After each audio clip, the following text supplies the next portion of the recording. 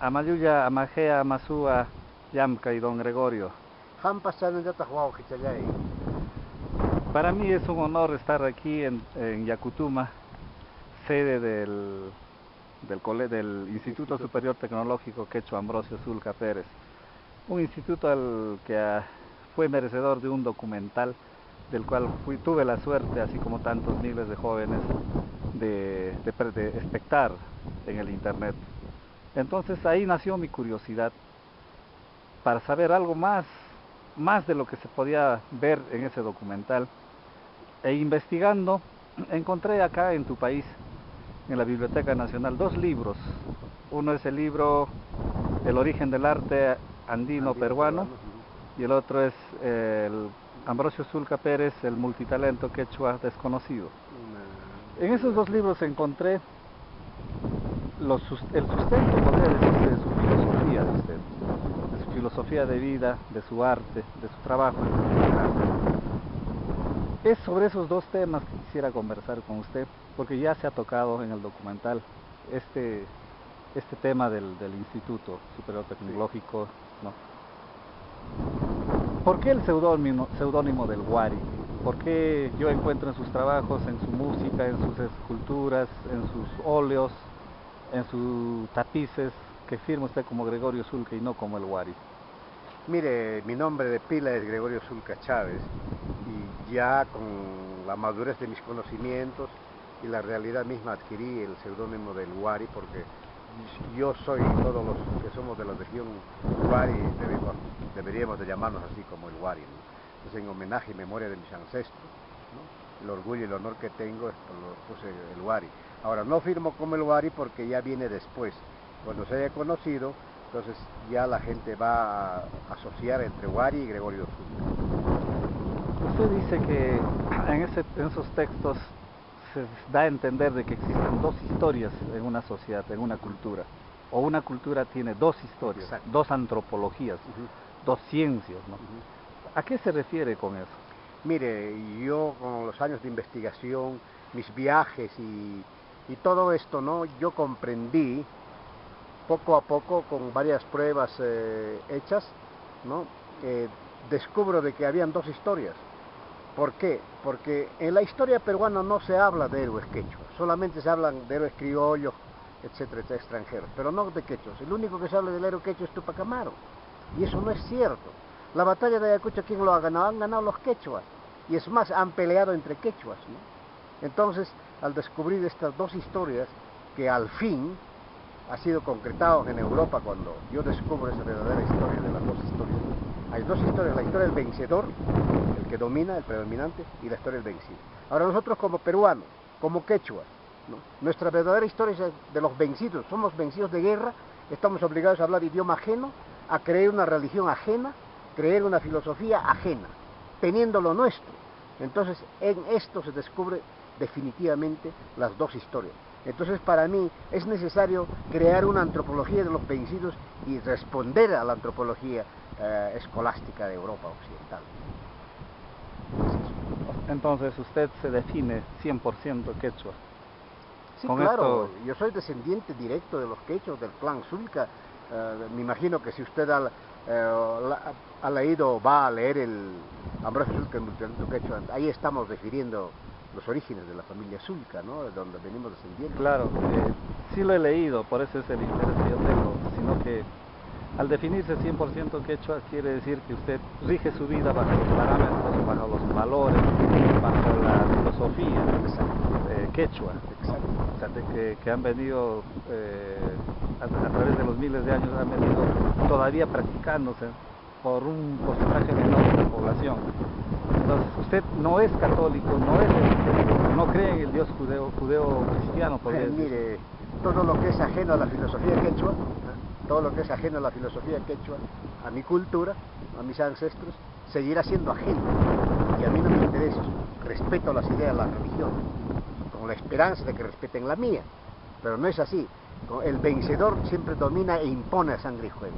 Pero no obstante, no es la gran minoría.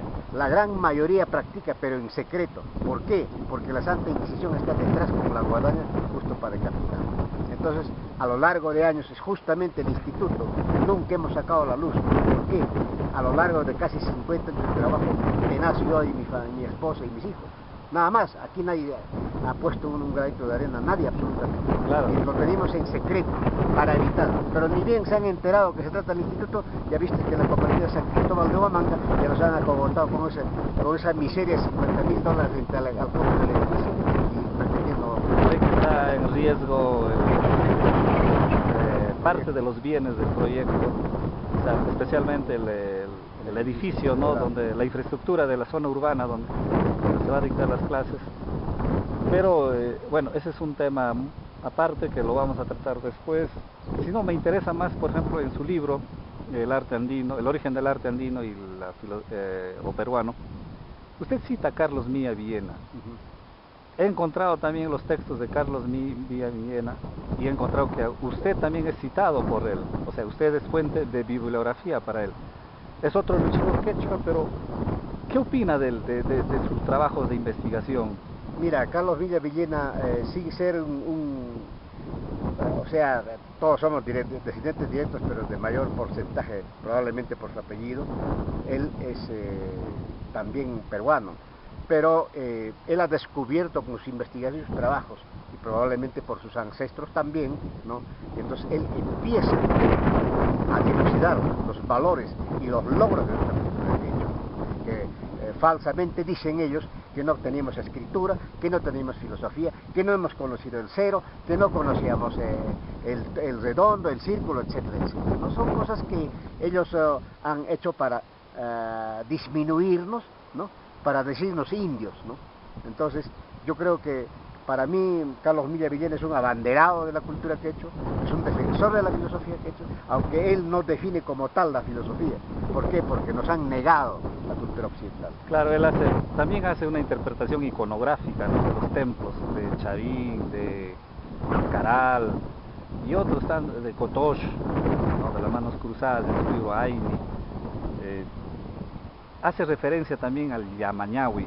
Exacto. Usted también en su libro habla del Yamañahui. ¿Qué es el Yamañahui? Mire, el Yamañahui son cuerpos estelares, ¿no? Que en la filosofía occidental, el conocimiento occidental moderno, lo llaman como la Cruz del Sur, la estrella del sur, como lo llaman. O sea, la Cruz del Sur, ya su nombre dice la Cruz del Sur. Y por eso el Yamañahui es muy importante y vital en la astronomía quechua, que de donde se origina la filosofía quechua, ¿no? O sea, la filosofía quechua busca, ¿no? Sustento, con eso se sustenta la filosofía quechua, donde demuestra, ¿no? Que el Yamañahui es muy importante en la climatología andina, o sea, observando al Yamañahui en conjugación con el Sol, la Luna y las otras estrellas, esto también de acuerdo con efectos atmosféricos de ciertas montañas que nieva o no nieva, el vuelo de las aves, de los insectos, las hormigas, las arañas, etc. Entonces, ellos predeterminaban, ¿no? Cuándo va a llover, no va a llover, abundante lluvia, poca lluvia, Era etc. todo un complemento. Entonces, exacto, es todo un gran conocimiento, pero basado en el Yamañahui. A partir de ahí se origina. Entonces es muy importante, y aquel que conoce la cultura quechua, más o menos, ¿no? Va siempre a basarse en el Yamañahui, porque a partir de ahí se genera la cultura quechua. Durante este tiempo de investigación que hice sobre usted, sobre su persona, sobre sus trabajos, he encontrado muy pocos autores, así como usted, que hablan sobre la cultura quechua o la cultura del Tahuantinsuyo. Entre ellos los Reinaga, ¿no? Padre e hijo, Ramiro y no me acuerdo el otro, el señor, el padre, el nombre del padre, Carlos Mía Villena. No hay muchos autores, usted dice que tiene libros por editar, me gustaría apoyarlo en ese sentido, pero todos ellos han negado la existencia de la cultura inca. ¿Por qué? ¿Usted también niega la existencia de la cultura inca? Sí, como usted ha leído en la biografía antropológica de Ambrosio Zulca, ¿no? También últimamente se ha agregado en la filosofía quechua del arte y del arte andino, ¿no? Estoy demostrando de que, por ejemplo, ¿no? La palabra inca en quechua significa rey o emperador o la cabeza o representante de los quechua. Más no es una cultura. ¿Por qué? Porque esa expresión quechua inca traducido al español significa rey o emperador. Así como un egipcio se llama faraón al rey, pero no se dice cultura faraón, tampoco se dice al rey cultura del rey, eso no existe, sino la cultura es quechua, sino que la ignorancia de esta gente, especialmente los pastores chanchos y los invasores, ellos han determinado que la cultura inca, y como este papá pastor de chanchos y los descendientes de los pastores chanchos repiten lo mismo, aún sabiendo que no es verdad, aún sabiendo que ya hay gente que estamos predicando que eso no es cierto, ¿no? Con el conocimiento del idioma quechua y la filosofía, siguen repitiendo. La universidad no hace absolutamente nada para recuperar nuestra identidad. Claro. Más por el contrario, el Instituto Nacional de Cultura, llámese ahora como Ministerio de Cultura, siguen protegiendo al 100% monumentos coloniales sin especificar la palabra colonia, y en desmedro de los restos arqueológicos de nuestros antepasados. Claro, es como decir en Roma, ¿no? La cultura del César, ¿no? César significa emperador, o ave César, por eso se decía, ¿no? Es una ignorancia total de parte inclusive de los lingüistas que han determinado la escritura de la lengua quechua. Exacto. O del idioma quechua. He visto también, y conversando antes con usted me contaba de ciertas anécdotas en su vida. Por ejemplo, usted me dice que tuvo la suerte, ¿no?, de salir de los Andes y presenciar dos sucesos o más sucesos que cambiaron el destino del mundo, o la forma de ver la ideología política, económica, religiosa en la historia del mundo, ¿no? ¿Cuáles son esas anécdotas? Mira esto, la primera fue la caída del muro de Berlín, que sucede en Alemania cuando yo estuve exactamente a 2 horas del muro de Berlín, vivía mi manager. Entonces en esa noche histórica, por la televisión pasaron la caída del muro de Berlín, la toma del muro de Berlín, tanto del lado federal como del lado democrático alemán. Entonces lo que yo admiré y me quedé con la boca abierta, asombrado al helado, de que el ejército y la policía, tanto del lado federal como del lado democrático, no hicieron caso a las órdenes superiores, porque la orden superior era matar al que trata de cruzar la frontera. Entonces en ambos grupos se voltearon y pusieron su fusil boca abajo, y ahí se quedaron. Y entonces el pueblo aprovechó eso con combas y martillos y con todo lo que empezaron a demoler ese tremendo muro gigantesco, ciclope, que está a prueba de explosivos, ¿no? Eso ellos han demolido en contadas horas. La cantidad de la mechadumbre de gente era increíble y yo estaba llorando. Y mi manager me dice: ¿qué pasa, Gregorio? Tú eres un nazi, ¿por qué estás llorándome? Yo que soy alemán no lloro, pero yo no estoy llorando por esto, yo estoy llorando por mi país. En mi país, Sendero Luminoso, mi país está luchando por una idea que ustedes están tumbando, o sea, que ya no sirve, y en mi país estamos luchando. Por eso estoy llorando, porque la nata de mi juventud, la mejor juventud, está siendo exterminada. Por eso estoy llorando. Eso es uno. El otro es la caída de los gemelos. Estuve en Estados Unidos, en Nueva York, invitado por el gobierno americano, ¿no? Casi como un agradecimiento de que yo fui el gestor prácticamente de la creación del Museo del Indio Americano, a todo dar, ¿no? Con mármoles y vidrios y cristales, eso es increíble, ¿no? Con murales, con cielos rasos, increíble.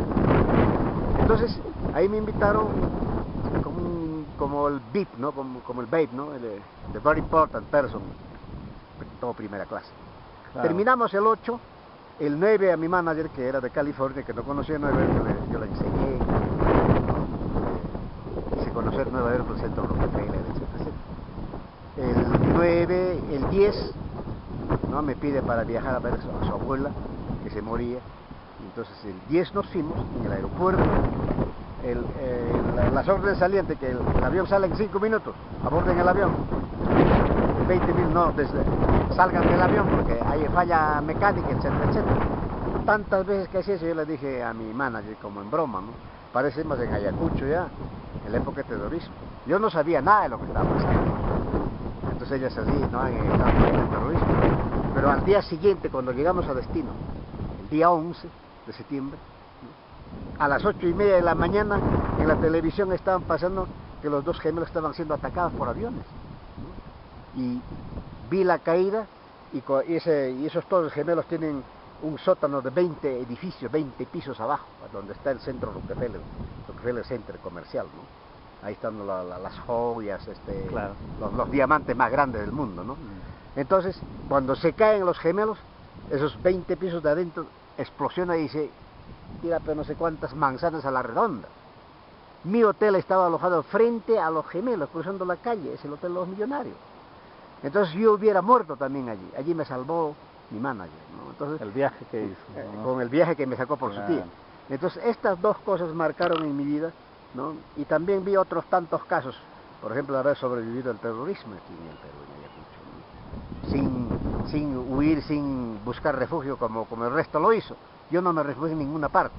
Yo siempre viví en Santana y aquí en Yacutuma y punto, ¿no? Claro, la muerte de Charles de Gaulle también me comentaba. ¿No? Sí, ya, por ejemplo, la muerte de Charles de Gaulle, ¿no? La prensa no sabía. No publicaban hasta 2 días después de que ellos han acordado. Ahí se descubre la historia secreta, la historia de los vencedores y la historia de los vencidos. Claro. ¿Siempre usted ha sido protagonista o ha causado controversia con sus opiniones? ¿No? ¿Por qué? Porque contradice mucho lo que hablan del juego, especialmente lo virtual, que se puede decir. Nada en hechos y todo es en palabras.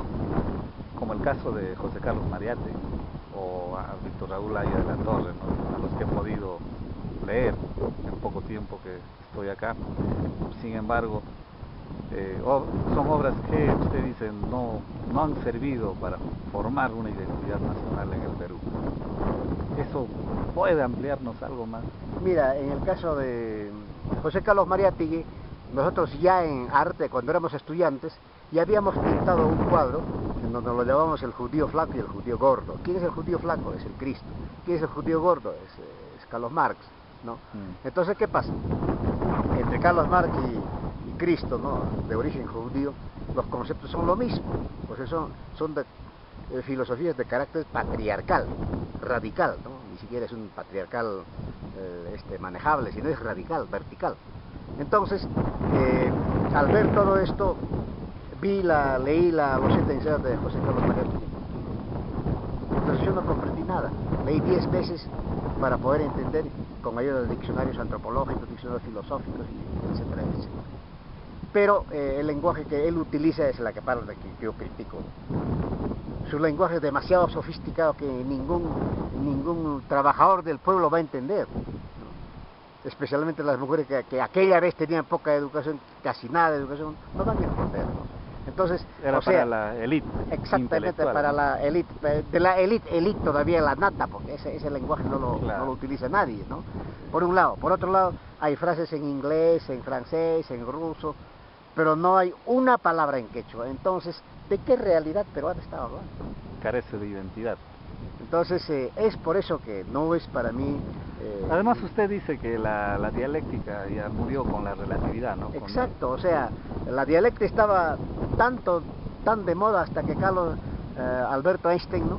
Descubre la relatividad y se fue pues al tacho, lamentablemente. Entonces, si tamizas todo por la relatividad, las cosas ya no son como eran, ¿no? Y es más, en la filosofía quechua ya está dicho la relatividad, ya está dicho la dialéctica.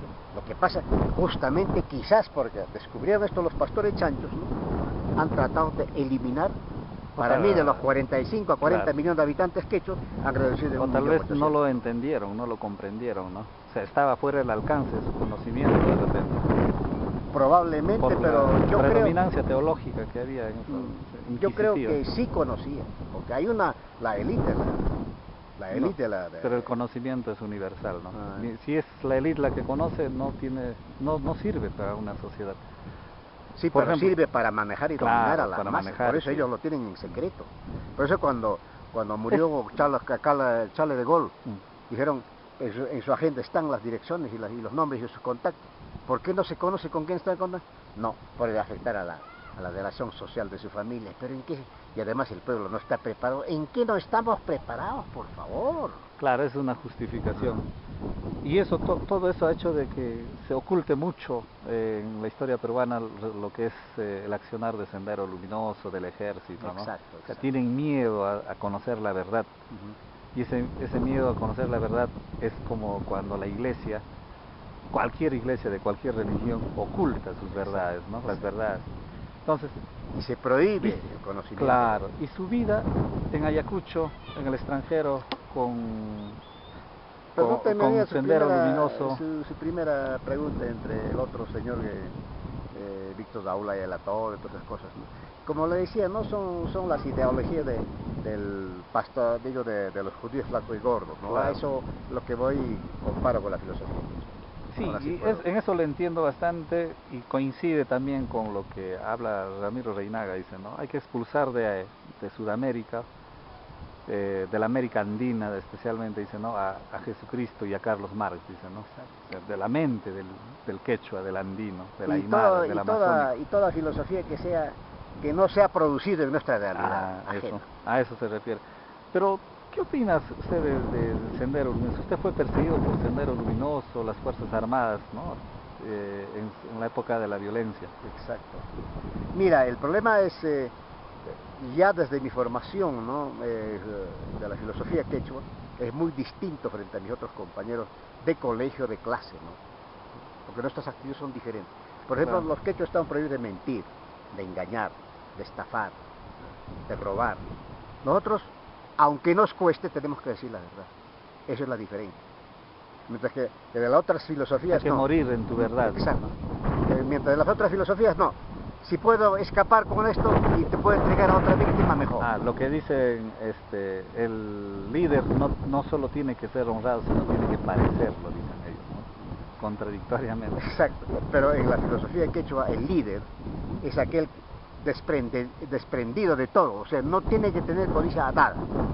2, tiene que tener carácter de humanidad magnánimo, o sea, significa de que él se puede sacrificar por un seguidor suyo, por un no sé, por un morir en suyo. Su verdad, en su convicción. Exacto, a eso por protegerle, ¿no?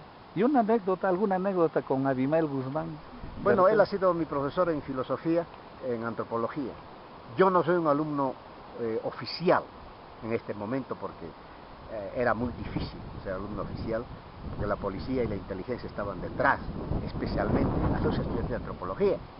Entonces, como yo había terminado arte en la Escuela de Bellas Artes de Felipe Pomos de Ayala, y ya estuve preso también por principios, ¿no?, ideológicos, al principio socialistas, pero descubro la traición de mi propio jefe de bando, entonces renuncio y aquí descubro las verdades de las mentiras, verdades o verdades mentiras. O sea, lo que al fin digo en mis escritos, ¿no?, de una palabra contra palabra, no hay una prueba concreta al respecto. Entonces, esto es lo que hizo que yo no estaba concentrado por su origen patriarcal, ¿no? Claro. Entonces, toda filosofía patriarcal es nociva a destruir la humanidad. Entonces, una vez entró Abimael Guzmán, entre tantas, uno de los importantes donde me costó expulsarlo. Él dice: señores, no hay ningún acto que no sea político. Todo acto del ser humano es político. Todo el mundo creemos. Entonces nosotros en arte hemos hecho varias pruebas al respecto. Alcé la mano y le digo: profesor, no es verdad eso. Y se amarga, pues ahí, no, siempre me estás contradiciendo. A ver, dime un ejemplo. Profesor, le digo, y mis compañeros me patean en el pie debajo de la carpeta y me dicen: doctor, no, para usted será doctor, para mí profesor. Profesor, le digo, ¿usted conoce el acto sexual? ¿Qué política es? ¿Es idealista, socialista, anarquista, monarquista, fascista? ¿Qué es? Le digo. Entonces él me dice: ok, puede ser una excepción. Hay excepciones, claro, pero hay otras. ¿Cuál? Por ejemplo, un fakir de Arabia toma un cesto y allá adentro está la serpiente áspid, que es lo más peligroso. Toca su flauta y hace sus piruetas, el áspid sale de la cesta y según la melodía de la flauta se baja y se esconde, otra vez lo tapan. ¿Qué política es eso? Entonces, tampoco puede ser. Pero bueno, dos excepciones. Hay otro más. Por ejemplo, usted se va al baño, ¿no? ¿Qué política es? Ese acto también es un acto.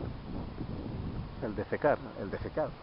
Entonces mis compañeros, oh, es la política de la cagada, cosa como esta, y todo el mundo, jajajaja. Entonces se amargó y dice, bueno, afuera. Entonces cuando yo salí, dije, profesor, ¿usted cree que una filosofía de 20, 25 años va a triunfar aquí en el Perú? La filosofía patriarcal de los pastores chaños, que no ha triunfado en 500 años. ¿Y usted cree que va a triunfar en 25 años? Solamente se lo digo. Ninguna filosofía, ninguna teología va a triunfar en el Perú si no tiene raíces quechua. Gracias. Le pronosticó que algún día iba a fracasar, ¿no? Se lo dije así. Y ese hecho que usted narra, me imagino que marcó para usted como una sentencia de muerte por parte del Sendero Luminoso, ¿no? Exactamente, a partir de ahí. Y ahora eso completamos, como estábamos en diferencias, ¿no? Tremendas. Ya mi grupo iba reduciéndose cada vez más. Entonces muy pocos seguidores ya, intelectuales. Entonces creamos un chiste para contrarrestar esta filosofía. Entonces decimos que entran 3 intelectuales a una sala a discutir principios filosóficos de alta categoría. Entonces los 3 entran a la sala y cuando estaban sentándose ya, alguien se tira un pedo. Y entonces los 3, incluido el que tira pedo, dice, ¿quién se tira un pedo? Entonces alguien dice, ajá, ahí tenemos un tema para discutir filosóficamente. A ver, ¿quién empieza? Y empieza el químico. Bueno, era un químico, un cura, un religioso y un dialéctico. Entonces entre los 3 dicen, bueno, ajá, ¿quién empieza? Dice el científico, dice el químico. Yo. Señores, eso no es un pedo. Eso son las materias orgánicas ingeridas como alimentos en descomposición. Son gases que se crean en descomposición y salen, se escapan. Esos son gases en descomposición. No son pedo. Él dijo su verdad, químicamente. Entonces, ahora, ¿quién sigue? El cura dice, pues el religioso. No, eso cómo va a ser gases en descomposición de alimentos orgánicos que se ha ingerido, eso son tonterías, señores. Señores, esos no son ni gases ni pedo, ni niño muerto. Esos son los espíritus de los frijoles que se escapan y se van al cielo. Él dijo su verdad. Entonces, ahora le toca al dialéctico. El dialéctico dice, son tonterías, ni que gases químicos, ni que espíritus de frijoles y otras cosas, ni niños muertos, señores. ¿Saben qué cosa es? Esos. Es el grito de libertad de la mierda oprimida. Ahí se ve las 3 verdades, ¿no? Entonces, y naturalmente el mundo se carcajea con eso, pues al final. Claro, sí, es una... Entonces, eran trabajos que nosotros habíamos inventado, no es compuesto, ¿no? Bueno, el 80% es mío, el resto claro, compuesto con mis compañeros, los amigos de... Y siempre cuando vamos a la universidad, ¿no? Nos sentamos y estamos hablando en voz alta, ese chiste, ¿no? Sea en el colectivo, donde sea, ¿no? La mierda oprimida. Gritos de libertad, si alguien tiene un pedo, es un grito de libertad. Bueno, pasando a la parte musical que usted ha hecho, ha trabajado 3 producciones, Testimonio Huari, Sentimiento Huari y El Huari en concierto. Y he visto también hay otros CDs ya, pero creo que son compilaciones, como Tejedor Universal y tributo al tejedor andino Ambrosio Zulca Pérez, ¿no? Pero yo le pregunto, de toda su música, que por cierto es muy hermosa, muy lírica, muy original, la picada de la guitarra, la fusión del huayno con el folk europeo o americano, creo que dice. Entonces, hay canciones que marcan en la vida de cualquier persona. El inocente preso, Mi partida, Integración universal, Tejedor universal, Huari Inti, ¿no? Me gusta el Pumajahuanja, que me gusta mucho a mí especialmente. Entonces, ¿nos comentarías cómo nacen esas canciones? ¿De dónde salen? ¿Del fondo de su alma? ¿Para quién es? ¿A quién está dedicado? ¿O en memoria de quién? El inocente preso, por ejemplo. Mire, nosotros los artistas, ¿no?, creamos las obras en base a una vivencia nuestra. O sea, no puede haber una creación al 100%, eso no existe. Entonces, nosotros los artistas, en base a una vivencia, en este caso el inocente preso, yo fui preso. Fui apresurado por la PI, por la Policía de Investigación del Perú, en Ayacucho, ¿no? A los 18 años. Yeah. Me decía del inocente preso. El inocente preso es un tema que he compuesto junto con mi amigo Víctor Gómez de Sachabamba, el célebre Pucasisi, que ahora que en paz descansa, asesinado él. Estuvimos presos juntos en esa maldita celda en donde estábamos presos. Y después de la tortura, él decía, llorando, sangrando, ¿no? Con el dolor, decía: madrecita linda, recojaste tu hijo porque me has abandonado, ¿no? En vez de darme tu pecho, hubiera dado veneno, cosas como esas. Y son cosas que marcan nuestras vidas, y él fallece, ¿no? Y a eso se debe de una vivencia en la prisión, donde se describe la cárcel, etc. Ya le dieron las regalías por las interpretaciones que hacen, por ejemplo, Porfirio Aybar, Carlos Garcés, ¿no? Hay una serie de copistas. Lamentablemente en nuestra sociedad todo está regida por las influencias y el poder económico, pues hay que demandarles y buscarles, etcétera, ¿no? Esto todavía no les da. Tampoco se han acercado a usted. No. Ni la disquera.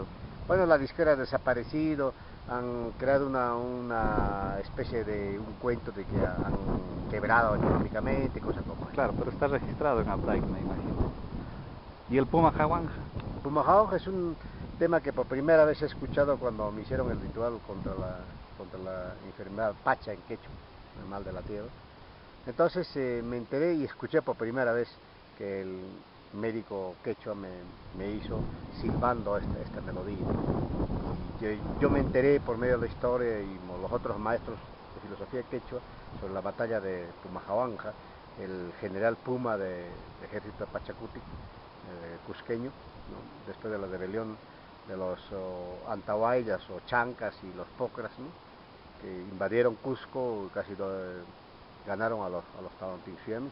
Es en homenaje a este general que logra defender el bastión de Pumajawanja Cerro, y a partir de ahí viene su nombre. Mi partida, o Tejedor Universal. Mi partida es un tema que cuando yo salía de las puertas de mi casa hacia la calle, ¿no?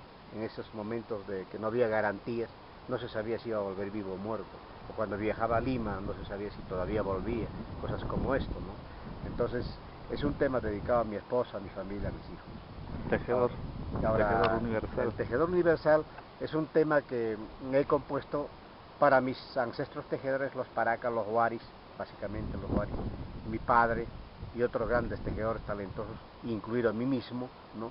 Entonces, por eso es una lírica con música, como dice la gente. Y esto fue la llave para ingresar al Concurso Nacional de Poesía Lírica en Alemania, cuando lo tradujeron en alemán, y empecé a participar ya casi a media carrera del concurso nacional. La canción que me impactó más es el Wari Inti. Ahí habla del Pani, Wauji. ¿Por qué ese dolor, ese sentimiento? Es una queja, una protesta, pero también basados en la importancia del sol, la luna, los elementos que dan vida a este mundo, ¿no? al famoso Caipacha, ¿no? Viviente. La síntesis de la vida lo dan los elementos. Exacto. Si no fueran por ellos, si no fuera por el viento, por la lluvia, por el sol, por la luna, no existiría pues, la vida actual que estamos viviendo, el Caipacha, el Causa Sánchez Pacha, ¿no? ¿Y por qué eso, la queja del Wauji-Pani? Ahora, ese es un tema que he tocado en la misma canción, referente de que tus hermanos son los peores enemigos, casi un 80%, ¿no? Son tan pocas familias que viven armónicamente, y eso es gracias a la filosofía del egoísmo patriarcal que nos han traído los pastores chayos. El individualismo, ¿no? El egoísmo individual. Don Gregorio, fue un gusto conocerlo, es un placer estar aquí en Yacutuma. Veo, justamente estamos parados en los andenes que usted ha construido con la enseñanza de sus ancestros. Al fondo está el local construido de las aulas y los dormitorios de los estudiantes que veo aquí, a unos extranjeros jóvenes que me refieren venir aquí a aprender la experiencia de la vida y buscar también ese vacío que ellos sienten en Europa a sus vidas y encuentran que la simpleza de las cosas o la felicidad en sus existencias está en la simpleza de las cosas, pero que es muy fuerte o muy difícil, sacrificado encontrarlo.